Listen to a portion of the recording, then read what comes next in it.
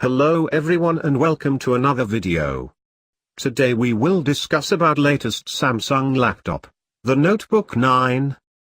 Please hit the subscribe button and stay tuned to know more. This is the premium notebook by Samsung, available in 3 different screen sizes. It has a huge 75 watt-hours battery that extends the usage time up to 20 hours. You can also use this laptop to charge your power banks. The specs varies with your choice. It has an 8th generation latest and most powerful i7 Intel quad-core processor that boosts its performance.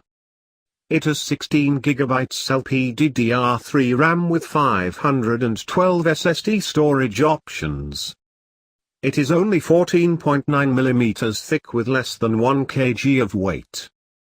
The notebook has a full HD side-by-side view, with maximum 500 nits brightness in outdoor mode. This time around Samsung started out with an all-metal and aluminium frame to create the durability and ruggedness users were looking for in a portable device. For a higher security, Samsung has provided a faster fingerprint scanner. It has a latest universal flash storage option for extra storage that is 5 times faster than normal SD cards. It has improved audio system with far-field microphones. That's all from today's video. Hope you likes it. Please subscribe to my channel.